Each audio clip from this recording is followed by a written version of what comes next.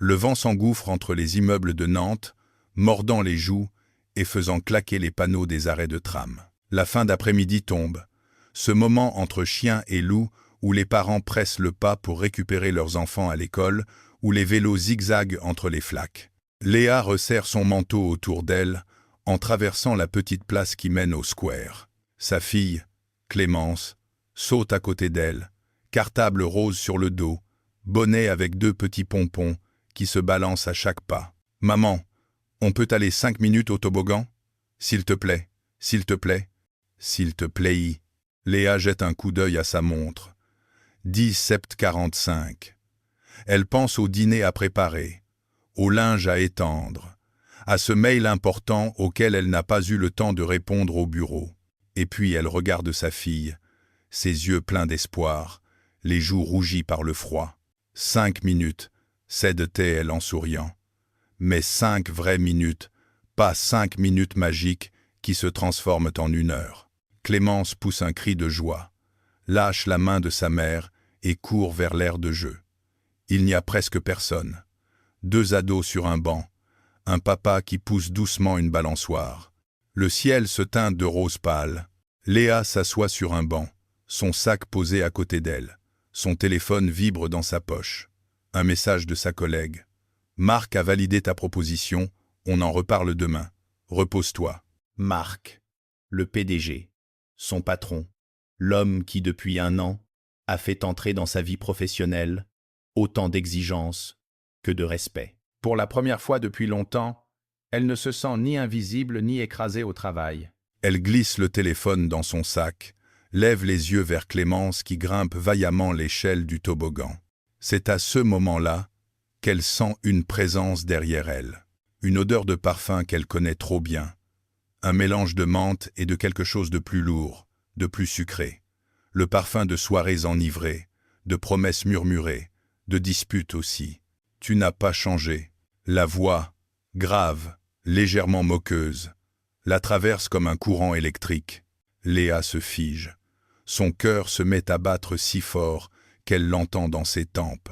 Lentement, comme si elle affrontait un cauchemar, elle se retourne. Hugo est là, jean sombre, blouson en cuir, barbe de quelques jours. Ses yeux clairs ont ce même éclat brillant, à mi-chemin entre le charme et quelque chose de plus dangereux. « Bonsoir Léa ».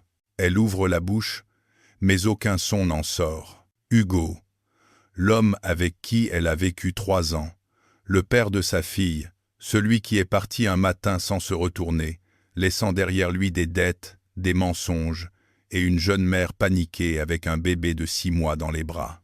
Elle le croyait à l'autre bout de la France, voire de l'Europe, disparu, loin, et le voilà, à 10 mètres du toboggan de Clémence. « Qu'est-ce que tu fais là ?» finit-elle par articuler, la gorge sèche. Il esquisse un sourire. « Je te cherchais. Enfin, je vous cherchais. » Ses yeux glissent déjà vers la petite fille, qui n'a pas encore remarqué sa présence. Léa se lève d'un bond, se plaçant instinctivement entre lui et le square. « Tu n'as pas le droit d'être là, Hugo. Tu as disparu pendant 6 ans. 6 ans. Tu te souviens ?» Il hausse les épaules, comme si on parlait d'un retard de 10 minutes. J'avais besoin de prendre du recul. C'était compliqué. Tu sais bien. Mais maintenant, je suis de retour. Je veux rattraper le temps perdu. Elle éclate d'un rire sans joie. Rattraper le temps perdu ? Pour toi, ce sont des mots. Pour moi, c'était des nuits blanches, des fins de mois impossibles, des « Maman, pourquoi j'ai pas de papa comme les autres ?» Sa voix tremble. Elle sent les larmes lui monter aux yeux, mais elle refuse de pleurer devant lui. Hugo lève les mains, faussement apaisant. « Doucement, Léa. Je ne suis pas venu pour me disputer. Je veux juste voir ma fille. C'est mon droit, non ?» Comme s'il les avait invoqués. Ces mots s'enfoncent dans sa chair. Mon droit. Elle pense au jugement qu'elle a obtenu, à l'époque. Garde exclusive. Père absent, introuvable. Pas d'adresse, pas de nouvelles. Tu as renoncé à tes droits en disparaissant, répond-elle, avec une froideur qu'elle ne se connaissait pas. Clémence ne te connaît pas. Tu n'es qu'un étranger. Mahaman, la voix claire de la petite, interrompt la tension. Clémence dévale le toboggan, les cheveux électriques. Elle aperçoit l'homme derrière sa mère. « Bonjour !» lance-t-elle avec la spontanéité des enfants. Le temps se suspend. Hugo la regarde comme s'il voyait un mirage. « Salut, princesse !» souffle-t-il. Ce mot « princesse » l'achève. C'est comme une main sale sur un souvenir sacré. Léa se penche vers sa fille. « On y va, mon cœur. Il se fait tard. »« Mais on vient juste d'arriver, » proteste Clémence. « On reviendra demain, » promet-elle en prenant son sac. Hugo avance d'un pas. « Tu ne vas pas me la cacher quand même ? Je veux juste lui parler. 2 minutes. » Le ton a changé. Un peu plus tranchant. Celui qu'elle a connu dans les derniers mois, quand les jeux d'argent, l'alcool et les mensonges avaient pris toute la place. Léa sent sa respiration s'accélérer. Ses doigts se crispent sur la main de Clémence. « Maman !» chuchote la petite, sentant la tension. Elle n'a qu'une envie, fuir, partir en courant avec sa fille, mettre des kilomètres entre Hugo et elle. Mais elle sait aussi qu'il n'est pas un simple inconnu, qu'il a son nom sur l'acte de naissance de Clémence. Le monde tourne un peu autour d'elle. « Nous partons, » dit-elle fermement. « Si tu veux parler, ce sera par avocat. » Hugo blanchit. « Tu vas me faire ça ?» Il murmure, mais sa mâchoire se contracte. « Après tout ce qu'on a partagé, tu deviens quoi, maintenant? Une bourgeoise coincée ?» Un froid glacial lui traverse le dos. Les insultes, elle les a déjà entendues. Autrefois, elle la détruisait. Aujourd'hui, elle la met en colère. Elle lui tourne le dos, tire doucement Clémence vers la sortie. Elle sent son regard brûler sa nuque. « Ce n'est pas fini », lâche-t-il, suffisamment fort pour qu'elle entende. Toute la soirée, ces mots tournent dans sa tête. Ce n'est pas fini. Elle ne le sait pas encore, mais au moment où elle quitte le square, en serrant un peu plus fort la main de sa fille, un autre regard, ailleurs dans la ville, va bientôt se poser sur elle avec une toute autre intention. Un regard attentif, inquiet, résolument protecteur. Le lendemain matin, le tram est bondé.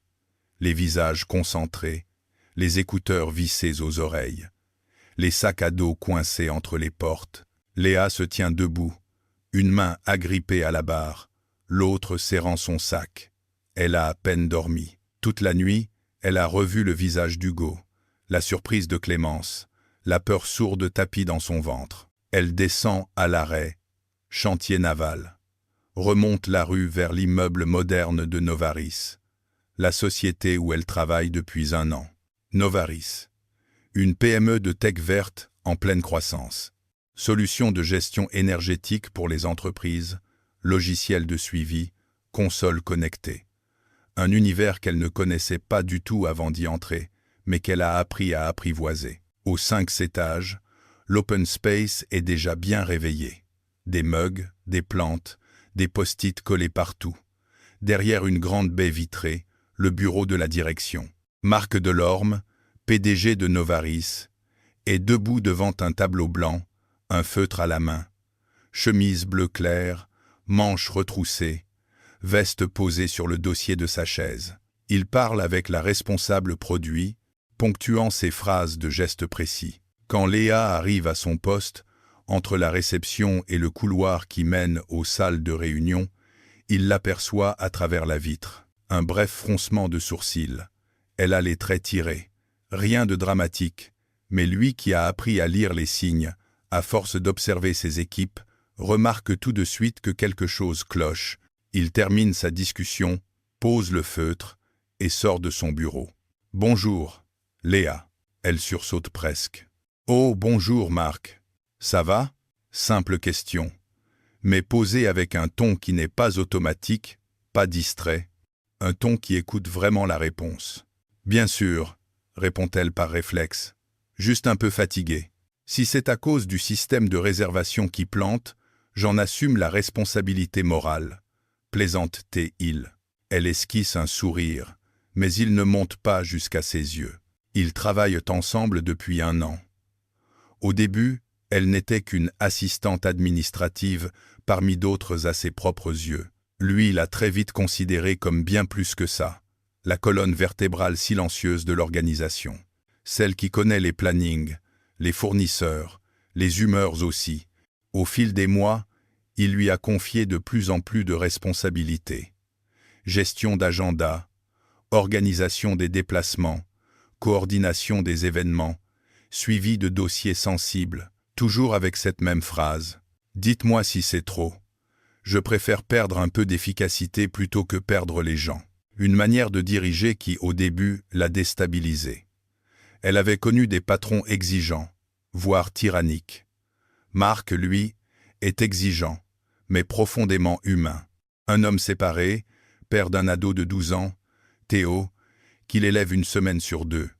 Un homme qui part parfois à 6h30 avec un simple « Désolé, je file au match de basket de Théo, on reprendra demain » et qui, malgré ça, a fait de Novaris une entreprise respectée, en croissance, rentable. « Si vous avez besoin d'ajuster vos horaires aujourd'hui, dites-le moi », ajoute-t-il. « On peut s'organiser. » Elle s'apprête à répondre mécaniquement non, puis se ravise. Une image flash. Hugo, hier, sur le square. Ce n'est pas fini. Elle inspire profondément. En fait, j'aurais peut-être besoin de partir un peu plus tôt pour aller récupérer ma fille. Très bien, dit-il aussitôt. On fera en sorte que les réunions ne débordent pas. Elle le fixe, surprise. Pas de questions, pas de « c'est pourquoi », pas de soupir, juste un « très bien ». « Merci », murmure-t-elle. La matinée s'écoule, rythmée par les appels, les mails, les cafés. Léa s'immerge dans le travail, comme on plonge sous l'eau pour faire taire le bruit du monde. Elle confirme un rendez-vous avec un partenaire à Lyon, réserve un train, prépare une présentation. Mais son esprit revient sans cesse à la veille. À l'éventualité que Hugo se montre à l'école, au square, devant chez elle. Elle ressent ce vieux réflexe de vouloir tout porter seule, de ne rien dire à personne, de peur de déranger, de peur qu'on la juge. En fin de matinée, alors que les collègues commencent à parler des menus du jour, Marc sort de son bureau. « Léa, vous avez un moment ?» « Bien sûr. » Elle le suit dans son bureau. Il referme la porte doucement, s'assoit en face d'elle, non pas derrière son grand bureau, mais sur la petite table ronde. « Je vais être direct, » dit-il. « Vous avez l'air préoccupé. Vous n'êtes pas obligé de m'en parler, bien sûr. Mais si c'est quelque chose qui peut impacter votre disponibilité, je préfère qu'on en discute, pour vous protéger autant que l'entreprise. » La phrase la surprend. « Pour vous protéger autant que l'entreprise. » Elle sent sa gorge se nouer. « Ce n'est pas professionnel, » commence-t-elle. « On est tous des humains avant d'être des salariés, » répond-il. Parfois, le perso déborde sur le boulot et l'inverse. On ne va pas faire semblant que ce n'est pas le cas. Elle hoche la tête, joue avec ses doigts, hésite. Puis, à sa propre surprise, les mots sortent. « Mon ex est revenu.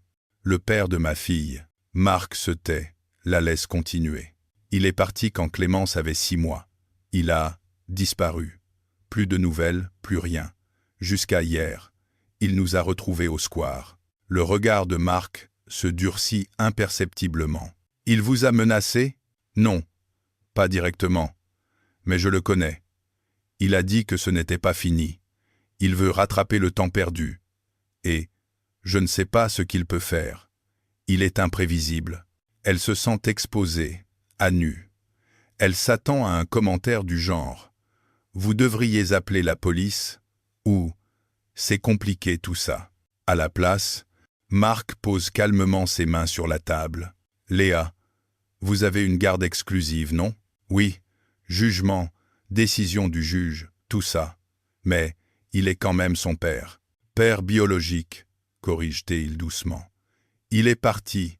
Il a renoncé à son rôle pendant 6 ans. Ça compte. » Elle relève la tête. Dans le regard de Marc, il y a quelque chose qu'elle n'avait pas remarqué jusque-là. Une colère retenue. Une colère qui ne lui est pas destinée, mais qu'il semble très bien connaître. Théo avait 4 ans quand sa mère est partie pour Genève, dit-il après un silence. Un poste dans une grande organisation.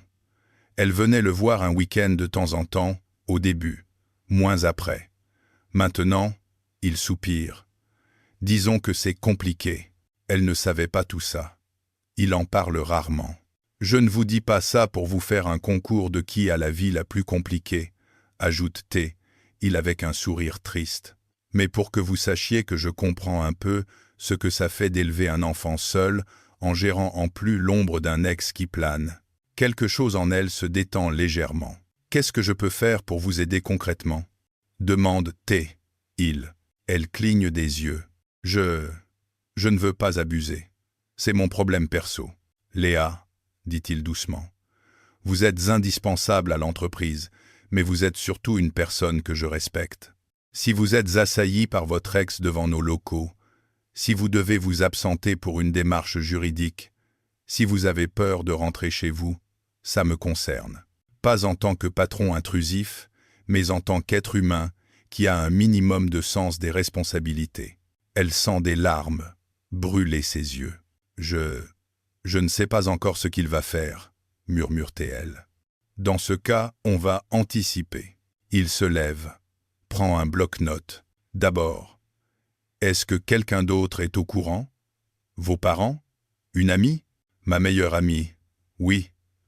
Mes parents sont loin, à Toulouse. Bien. Deuxième point, l'école. Est-ce qu'ils ont une copie du jugement de garde? Elle secoue la tête.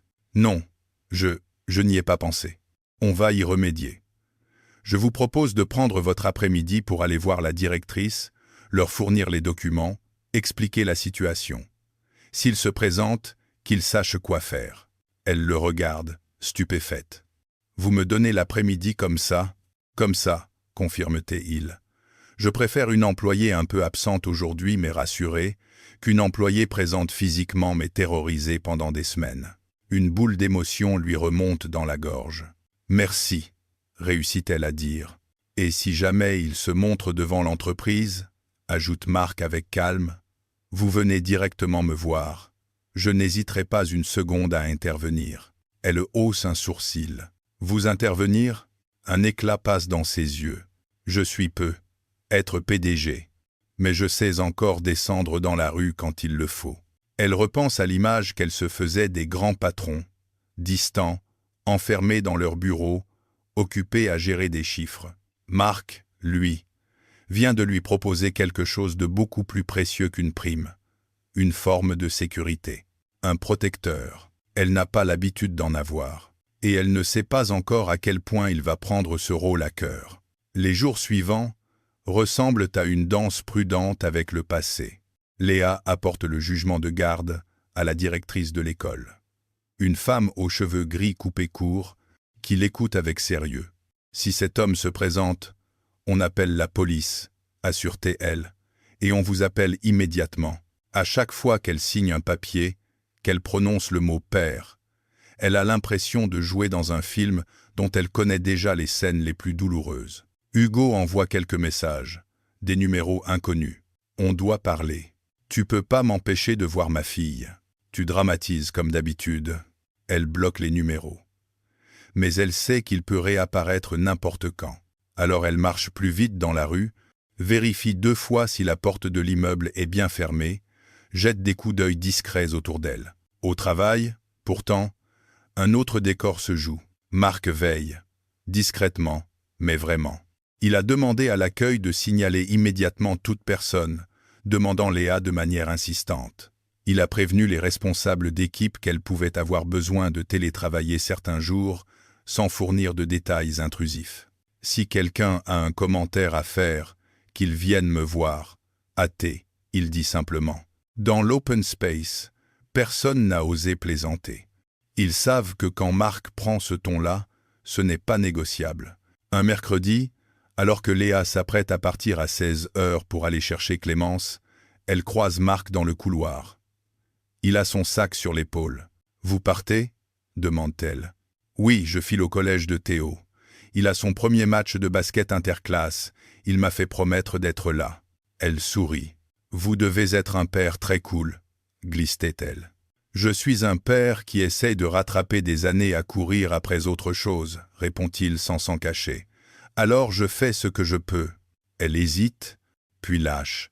Merci encore, pour l'autre jour, pour m'avoir poussé à aller à l'école avec les papiers. C'est vous qui avez fait le plus dur, répond-il. Moi, je n'ai fait qu'agiter un peu les bras.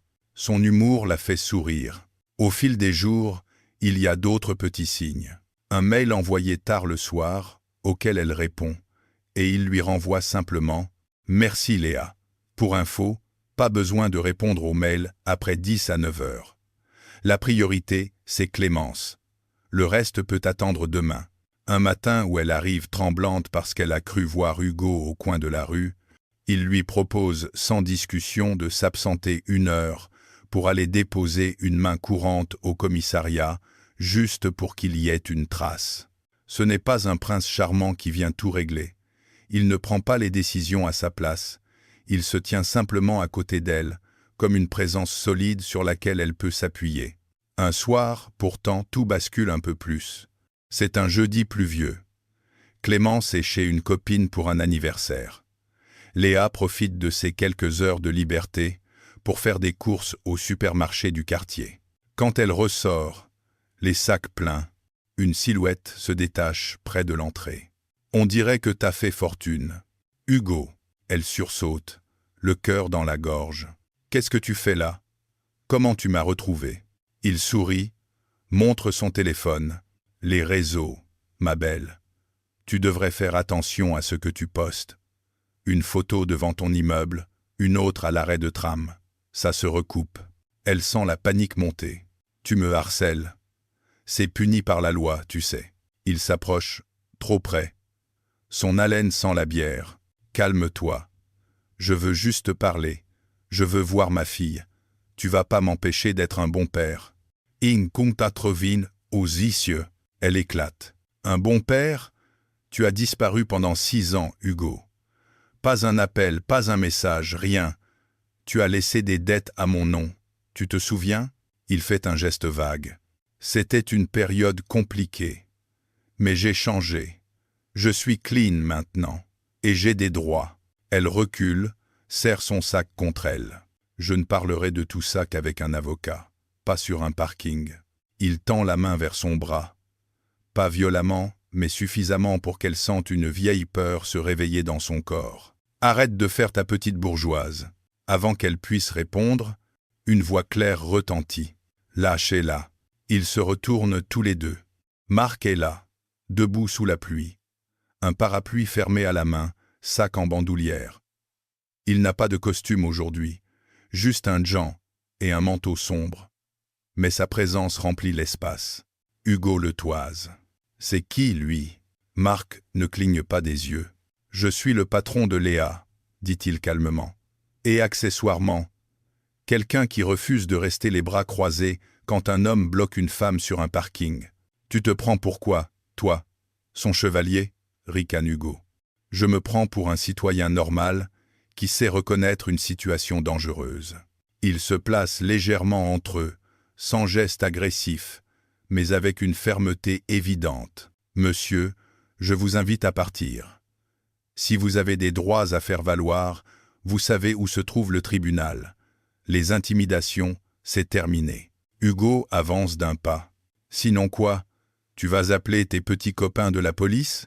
Marc ne baisse pas le regard. Sinon je considère que Léa est en danger et j'appelle la police moi-même, oui. Et je déposerai aussi une main courante en tant que témoin, avec les caméras du parking en bonus. Il montre du menton le dispositif vidéo au-dessus de la porte. Hugo lance un regard autour de lui. Des gens sortent du magasin, certains s'arrêtent, observent. Il lâche un « tch » agacé. Très bien, faites vos petites histoires de bourges. Mais tu ne pourras pas m'empêcher de voir ma fille, Léa. Tu me connais, je lâche pas. Il s'éloigne enfin, les mains dans les poches, disparaît derrière une rangée de voitures. Léa sent ses jambes trembler. Marc se tourne vers elle. « Ça va ?» Elle laisse échapper un rire nerveux. « Je ne sais pas. Merci. »« Comment vous étiez là ?» J'ai eu le réflexe de me prendre pour un stalker. tentait-il de plaisanter. En fait, j'habite à 2 rues d'ici. J'allais faire des courses aussi. Elle ouvre la bouche, la referme. Vous avez entendu la conversation? Assez pour comprendre qu'il dépasse largement les limites, dit-il. Léa, il va falloir qu'on formalise tout ça. Vous avez un avocat? Elle secoue la tête. Je n'ai pas vraiment les moyens. Et puis, je n'ai pas envie de me retrouver à me battre contre lui. J'ai déjà donné. Vous n'êtes pas obligé d'engager une guerre, répond-il. Mais vous avez le droit de faire acter juridiquement votre situation. Ça vous protégera, vous et Clémence. Elle baisse les yeux. Je me sens tellement faible. C'est faux, dit-il doucement. Une femme faible ne tiendrait pas comme vous le faites depuis 6 ans. Une femme fatiguée, traumatisée, oui, mais pas faible. Les mots la touchent plus qu'elle ne l'aurait cru. Elle se sent soudain épuisée jusqu'au fond des os. « Venez, ajoute-t-il. Je vais vous raccompagner chez vous. » Elle hésite. « Je peux y aller seule. »« Je n'en doute pas, » répond-il avec un petit sourire. « Mais moi, j'aurai du mal à dormir si je vous laisse rentrer après ce qui vient de se passer. Alors laissez-moi ce luxe-là, d'accord ?» Elle finit par acquiescer. Ils marchent côte à côte dans la rue, sous la pluie. Marc tient le parapluie, l'incline vers elle, se mouillant l'épaule sans s'en rendre compte.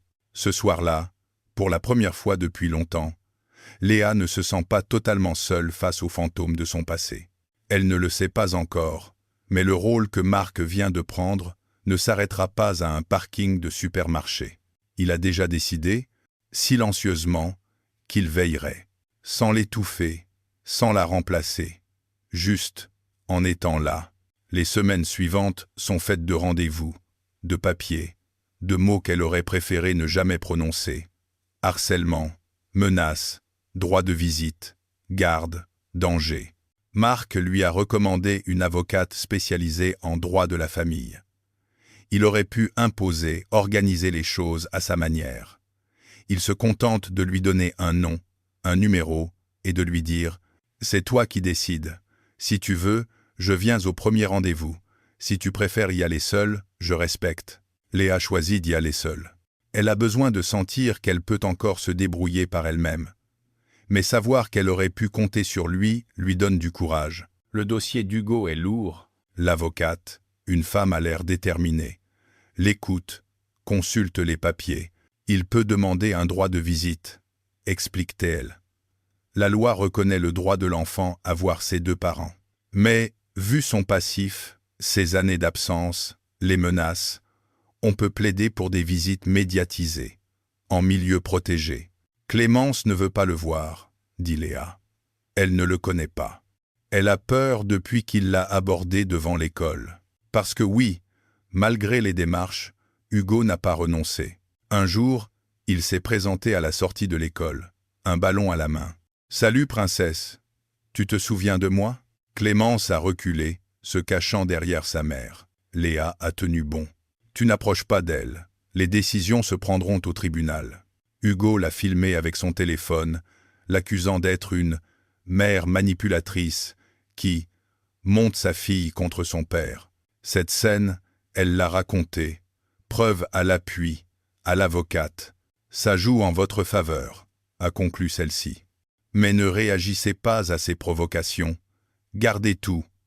Capture d'écran, messages, vidéos. On s'en servira au besoin. Pendant ce temps, la vie au travail continue. Novaris prépare le lancement d'un nouveau produit, une solution de gestion énergétique pour les écoles et les crèches. Un projet qui tient à cœur à Marc. Si on peut aider les établissements publics à consommer mieux, c'est bon pour eux, pour la planète et pour notre image. C'est du gagnant-gagnant-gagnant, explique-t-il en réunion. Léa jongle entre les plannings, les déplacements, les documents à préparer. Elle s'investit avec sérieux.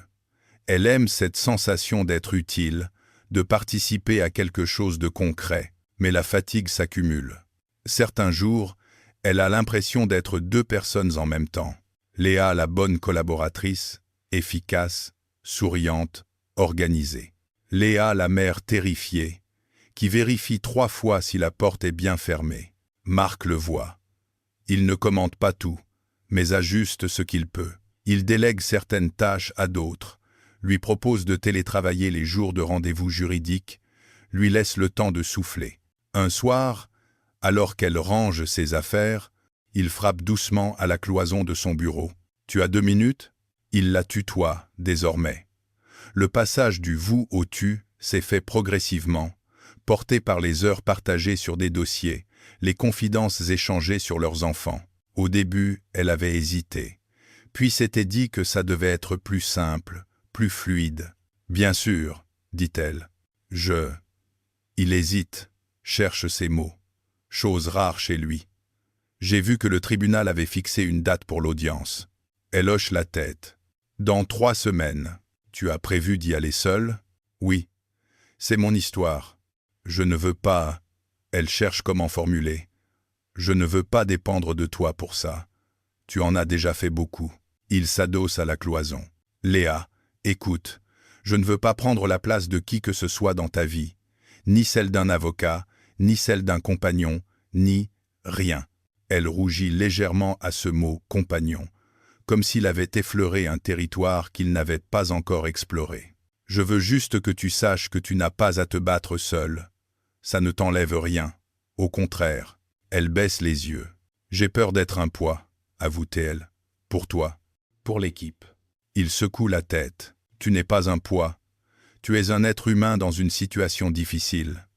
Si un jour c'était moi qui avais besoin d'aide, j'aimerais qu'on soit là pour moi. C'est tout. Elle inspire profondément. D'accord. Mais je veux au moins gérer moi-même tout ce qui concerne l'avocate. Deal, sourit-il. Il se regarde un instant, un peu plus longtemps que nécessaire.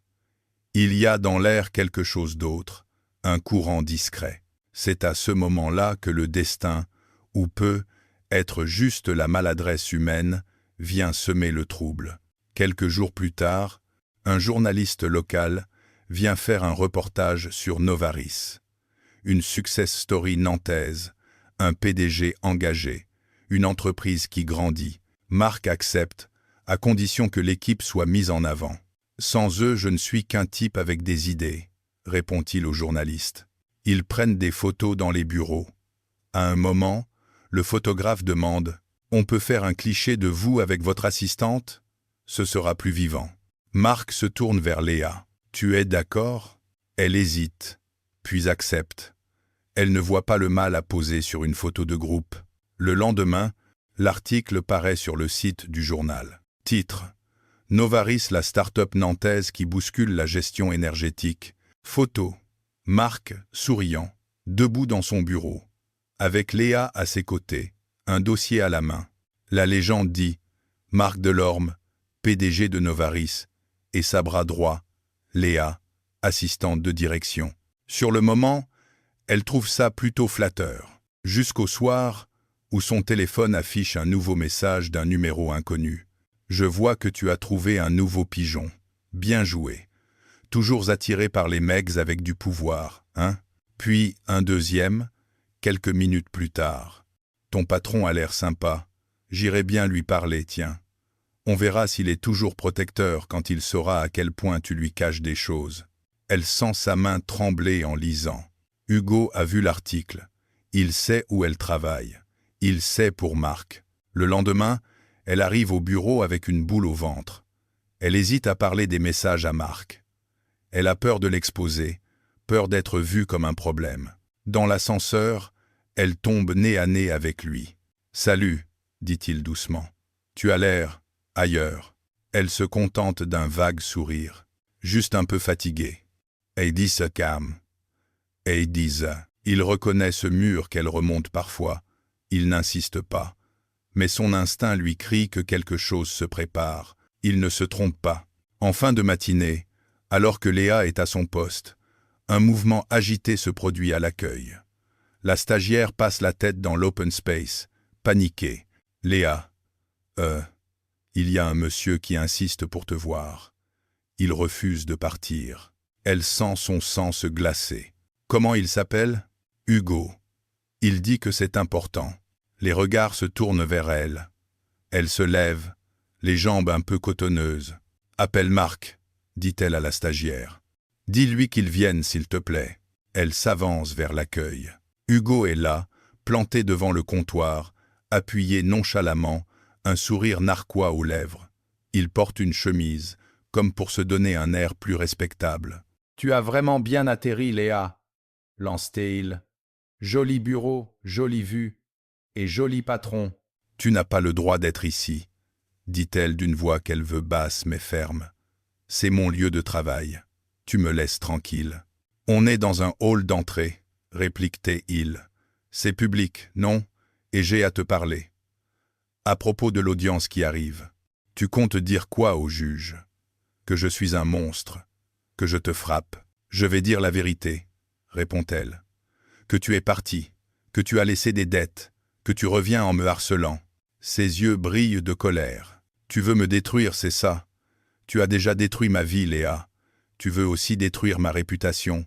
Elle a envie de hurler qu'il n'a pas besoin d'elle pour ça, qu'il s'en est très bien chargé tout seul. Mais elle sait que c'est ce qu'il veut.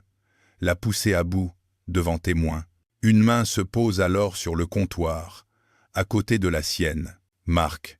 Il se tient droit, le regard calme, mais froid. « Monsieur, je vais être très clair, » dit-il. « Vous êtes sur le point de transformer une situation pénible en trouble à l'ordre public. Je vous demande de quitter nos locaux immédiatement. » Hugo le fusille du regard. « Ah, voilà le grand PDG, le sauveur. Tu sais qu'elle t'utilise, au fond? C'est son truc, ça. Elle fait pitié, elle raconte ses histoires, et hop, elle te retourne le cerveau. » Léa blêmit. Marc, lui, ne bronche pas. « Vous êtes en train de diffamer une de mes employées sur son lieu de travail, » répond-il. « Ça s'appelle du harcèlement. Je vous le répète une dernière fois. Sortez. » Hugo éclate de rire. « Tu crois que tu me fais peur? Avec ton costard et tes airs de gentil chef? Je te parie que si je balance aux journaux que tu as une liaison avec ton assistante, ça va faire tache dans ton image de PDG parfait. » Léa sent son cœur s'arrêter. « Hugo, tais-toi, » murmure-t-elle. Mais il continue, prenant plaisir à appuyer là où ça fait mal. « Je suis sûr que ça plairait au juge, aussi. Une mère célibataire qui couche avec son patron pour garder son boulot, c'est vendeur comme histoire. » Le silence dans le hall est glacial. La stagiaire rougit, ne sachant plus où se mettre. Dans les yeux de Léa, c'est un mélange de honte, de colère et de panique. Marc, lui, reste d'un calme impressionnant. « Ça suffit, » dit-il. « Léa, recule s'il te plaît. » Elle obéit. Il sort son téléphone. « Je compose le 17. Vous pouvez continuer votre numéro si ça vous amuse, mais ce sera devant des policiers. » Hugo semble hésiter. Le voir réellement prêt à appeler la police le déstabilise. « Vous croyez que vous allez m'impressionner avec ça ?» grogne-t-il. « Non, » répond Marc. « Je veux juste vous empêcher de nuire un peu plus à Léa. »« Lady Yang, Lady Yang, Lady Yang. » Il commence à composer. Hugo finit par reculer. « Très bien. On se revoit au tribunal, Léa. Et toi, le PDG, garde tes distances. Tu ne peux pas toujours jouer au héros. » Il sort enfin, poussant violemment la porte vitrée. Le silence qui suit est lourd. Marc se tourne vers Léa. « Est-ce que ça va ?» Elle sent tout à coup la pression intérieure exploser. « Non, ça ne va pas. Il vient de dire devant tout le monde que... Les mots se bousculent. « Que quoi? Qu'on avait une liaison ?» termine Marc pour elle. « Léa, les gens qui me connaissent ici savent très bien comment je fonctionne. Et ce qu'il vient de dire n'est qu'une projection de sa propre manière de voir les relations. » Elle tremble. « Mais l'audience, s'il raconte ça au juge, s'il dit que j'utilise mon patron, que l'audience se base sur des faits, pas sur des fantasmes d'ex-jaloux, » répond Marc. « Et s'il va jusque-là, ton avocate saura démonter ça en 2 minutes. » Elle secoue la tête. « Ça devient trop. Tu te retrouves embarqué là-dedans, à cause de moi. Ton image, l'entreprise, un morceau d'angoisse se transforme en colère. C'est de ma faute. J'aurais dû garder mes distances avec toi. Ne pas t'impliquer. » Il la regarde, surpris. « Léa, Tu n'as rien fait de mal. Si, explose-t-elle. J'ai laissé entrer mon patron dans ma vie personnelle.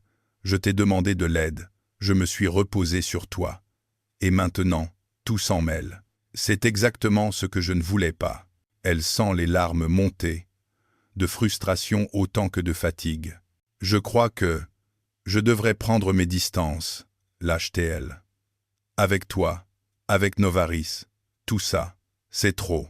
Le visage de Marc se ferme un peu, comme si on venait de lui asséner un coup. Si c'est ce que tu veux vraiment, dit-il lentement, je respecterai. Mais ne laisse pas les menaces d'un homme toxique te priver de ton travail, de ton réseau de soutien. C'est exactement ce qu'il cherche. Je ne sais plus ce que je veux, murmure-t-elle. Je veux juste qu'il nous laisse tranquilles, Clémence et moi. Elle tourne les talons, retourne à son poste, s'enferme dans la petite salle de repos pour pleurer.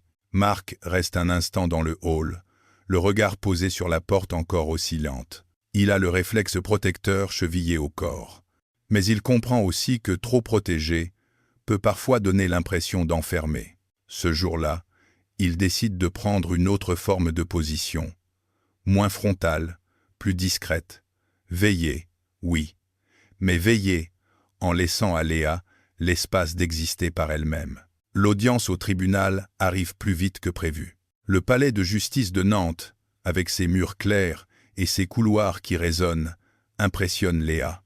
Elle serre fort la main de son avocate, se raccroche à ses explications. « Tu te contentes de répondre calmement aux questions », lui répète celle-ci. « Tu laisses Hugo s'enfoncer tout seul.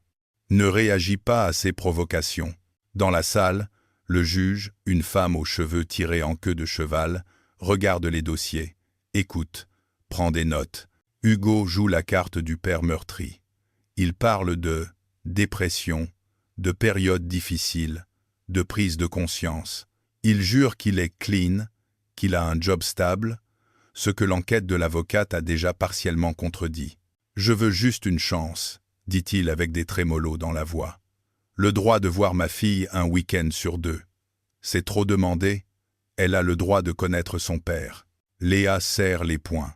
Son avocate prend la parole. « Madame la juge, mon client n'est pas opposé par principe à ce que sa fille ait un lien avec son père biologique. Mais nous insistons sur le fait que cet homme a disparu volontairement de la vie de l'enfant pendant 6 ans, sans aucune contribution financière, sans aucun contact, et qu'il revient aujourd'hui en multipliant les pressions et les intimidations. Elle montre les copies d'écran, les mains courantes, les vidéos. Il a filmé ma cliente à la sortie de l'école, il s'est présenté à son lieu de travail. Il exerce un chantage émotionnel permanent. Nous demandons donc, si un lien doit se recréer, qu'il le soit dans un cadre sécurisé, sous la forme de visites médiatisées, en présence de professionnels. Le juge écoute, questionne, demande à Léa ce qu'elle ressent. « J'ai peur pour ma fille », dit-elle d'une voix tremblante mais claire. « Pas parce que c'est son père, parce que je le connais. Je l'ai vu promettre des choses et disparaître. Je l'ai vu mentir, manipuler, se faire passer pour victime. Je ne veux pas que Clémence devienne un trophée dans sa guerre contre moi. » Le juge la regarde longuement. « Et si les visites médiatisées se passent bien, seriez-vous prête à envisager une évolution ?» Léa inspire profondément. « Si ma fille le souhaite, si elle se sent en sécurité, et si son père prouve, sur la durée, qu'il est fiable, oui. Je ne veux pas la priver de quelque chose qui pourrait lui faire du bien, mais je veux que cela se fasse avec précaution. » Hugo s'agite. « Tout ça, c'est parce qu'elle fréquente son patron. » Lâcheté-il soudain. « Elle se fait entretenir par un PDG. Elle veut me faire passer pour un monstre pour garder sa nouvelle vie tranquille. Et donc, et donc, et donc, et donc. » Le juge fronce les sourcils. « Monsieur, restez sur les faits. La vie sentimentale de madame ne vous regarde pas tant qu'elle ne met pas l'enfant en danger. Avez-vous la moindre preuve de ce que vous avancez ?» Hugo ouvre la bouche, la referme. « J'ai vu un article, marmonne-t-il, avec sa photo à côté de lui. L'assistante, le patron, on sait comment ça se passe, hein ?» L'avocate de Léa intervient, implacable. « Madame la juge, Ma cliente n'a jamais eu de relation intime avec son employeur. Ce monsieur tente de détourner le débat en insinuations misogynes classiques. Et même si c'était le cas, cela ne justifierait en rien ses comportements. Le juge hoche la tête. Effectivement, cela ne nous regarde pas. Revenons à l'enfant. La suite se déroule comme dans un brouillard. Quand ils sortent, l'avocate lui résume la décision. Visite médiatisée, 2 fois par mois, dans un espace rencontre. Aucune décision sur des week-ends ou des nuits pour l'instant. Le juge veut voir comment il se comporte. Vous gardez la garde principale, évidemment. Et s'il dépasse les limites, on pourra demander une réévaluation. Léa se sent partagée. Soulagée que Hugo ne puisse pas débarquer n'importe où, n'importe quand. Inquiète à l'idée que Clémence doive le rencontrer quand même. Mais surtout, étrangement vidée. Tu as été très clair, lui dit l'avocate. C'est ce qui a fait la différence. Tu as parlé en mère, pas en ex en colère. En sortant du tribunal, elle reçoit un message. Un simple « Je pense à toi, M. Marc ». Alors qu'elle hésite depuis des jours à le recontacter, ses yeux se remplissent de larmes. Elle répond « Audience terminée. Visite médiatisée. On garde la garde principale. Je t'expliquerai. Merci d'avoir veillé, même de loin. » Quelques heures plus tard, elle le retrouve dans un petit café du centre-ville. Pas le sien à lui, pas Novaris, un terrain neutre. Il se lève quand il la voit, comme il le fait toujours. « Ça va ?» demande-t-il. Elle hésite, puis répond honnêtement. « Je ne sais pas. Mais je suis soulagé que Clémence ne soit pas livrée à lui seul. » Il s'assoit. Elle lui raconte l'audience, les mots du juge, les phrases d'Hugo. Il écoute, en silence, sans l'interrompre. Parfois, il serre les mâchoires, comme s'il encaissait lui aussi. « Quand il a parlé de toi, murmure-t-elle, j'ai eu peur. Peur que tu regrettes de t'être impliqué. Peur que tu te dises que je t'embarque dans un chaos qui ne te concerne pas. » Il secoue la tête. Je me suis dit qu'il confirmait exactement ce que je pensais de lui.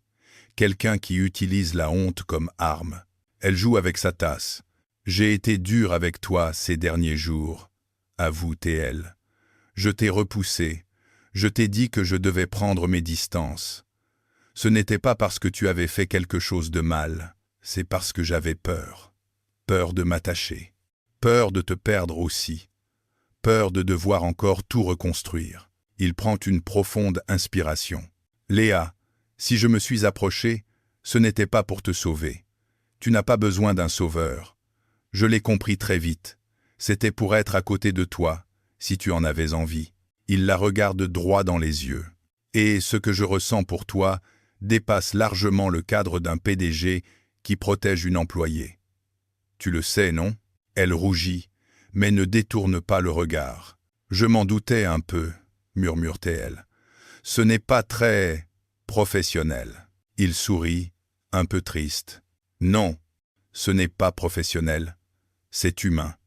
Et c'est là que moi, je dois être exemplaire.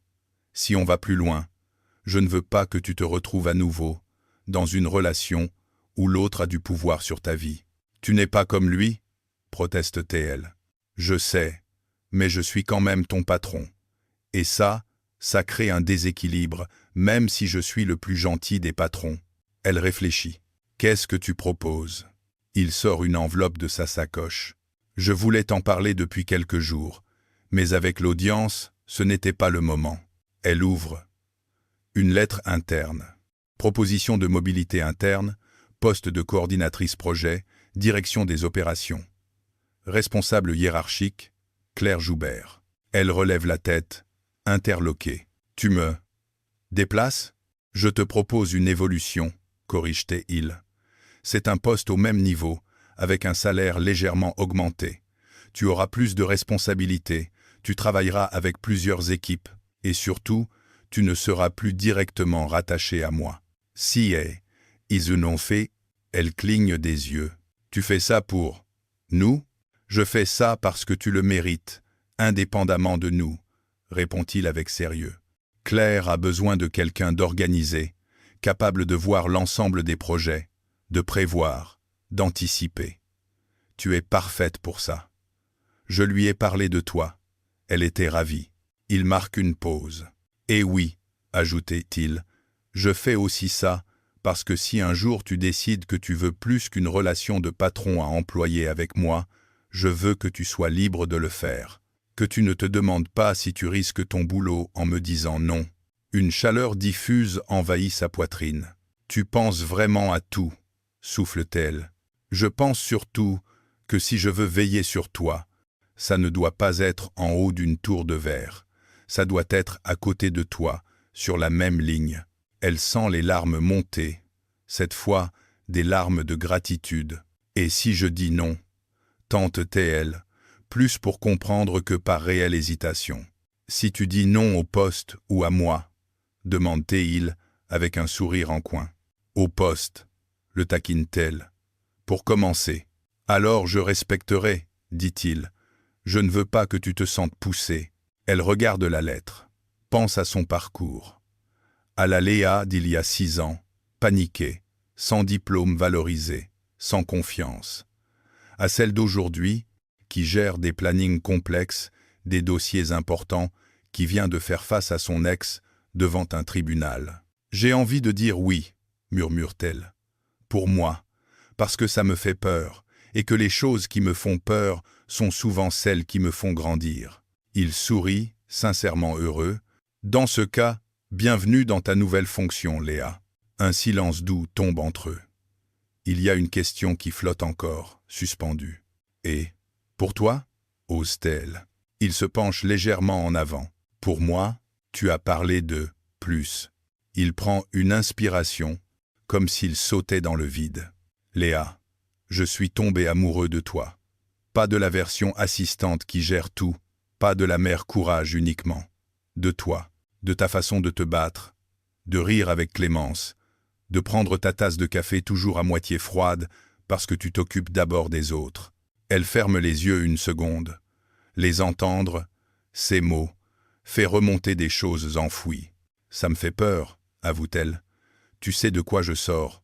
Tu sais que je ne suis pas simple. Moi non plus, je ne suis pas simple, répond-il. Je suis un père, un ex-mari, un PDG qui essaie de réapprendre à vivre autrement. Mais je peux te promettre une chose. Je ne prendrai jamais de décision pour toi. Je te proposerai.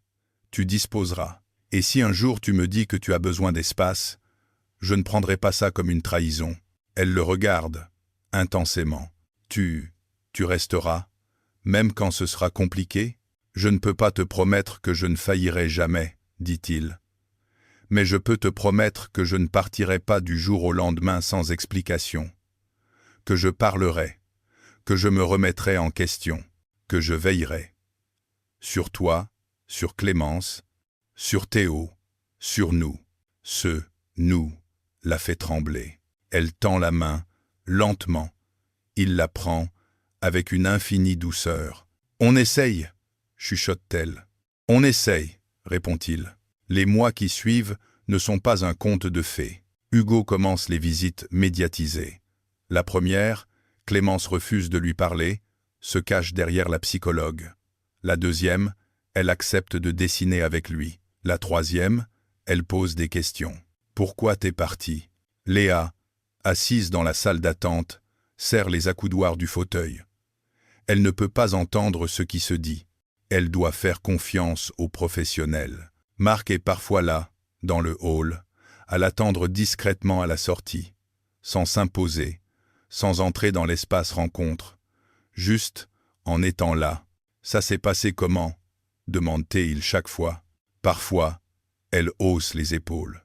Parfois, elle raconte. Parfois, elle s'effondre. Il l'accueille sans juger. Il ne cherche pas à remplacer quoi que ce soit. Il comprend que la relation entre Hugo et Clémence, même fragile, même dangereuse parfois, ne se gère pas à coups de blanc ou noir. Qu'il y a des zones grises, des tentatives, des reculs. Avec Théo, il apprend aussi à être un père moins obsédé par la réussite scolaire, plus attentif à ce que son fils ressent vraiment. Un soir, chez Léa, les deux enfants jouent dans la chambre. une cabane en drap ayant envahi le salon. « Tu crois qu'il nous complote un coup fourré ?» chuchote Marc. « À coup sûr, » répond-elle en riant. Elle est dans sa cuisine, un torchon sur l'épaule, remuant une sauce tomate. Il met la table, maladroitement. « Tu as toujours vécu comme ça ?» demande-t-il. « À tout porter seul ?» Elle réfléchit. « Je crois que je ne savais pas faire autrement. On m'a souvent appris que demander de l'aide, c'est être faible. Et puis, j'ai eu peur. Que si je laissais quelqu'un m'aider, il le fasse payer un jour. Comme Hugo. Il pose une assiette, s'approche, la regarde. « Et moi, tu as encore peur que je te le fasse payer ?» Elle sourit tristement. « Par moments, oui. Puis je te regarde avec Théo, avec Clémence, avec tes équipes, et je me dis que, si quelqu'un peut me prouver le contraire, c'est toi. » Il hoche la tête. « Alors je continuerai à veiller. Mais en gardant en tête que tu sais marcher sans moi. Je ne veux pas être une béquille. Juste, une main à côté de la tienne. » Clémence débarque dans la cuisine, les cheveux en bataille. « Maman, Marc, vous venez dans la cabane? On fait une réunion super importante. »« Ah, une réunion !» s'exclame Marc. « Alors là, je suis dans mon élément. Chef de projet cabane au rapport. »« Non, » corrige Théo qui arrive derrière. « C'est Clémence la chef. »« Très bien, » répond Marc en prenant la main de Léa. « Je crois que c'est le genre de gouvernance dont le monde a besoin. » Ils se glissent tous les deux sous la cabane de couverture, avec les enfants. Dans cette petite bulle de drap, de rire, de chuchotement, Léa regarde autour d'elle et sent quelque chose se réparer en elle. Ce n'est pas que son ex a disparu, il est toujours là, dans un coin de leur histoire. Mais il n'a plus la même place. Elle a reconstruit une vie où il n'est plus le centre, mais une périphérie surveillée, parce qu'un PDG protecteur veille. Pas un sauveur, pas un prince, un homme imparfait qui connaît ses propres failles, mais qui choisit, jour après jour, d'être là. Et au fond, c'est peu. Être ça la vraie guérison. Ne plus vivre dans la peur de ce qui revient, mais dans la confiance de ceux qui restent.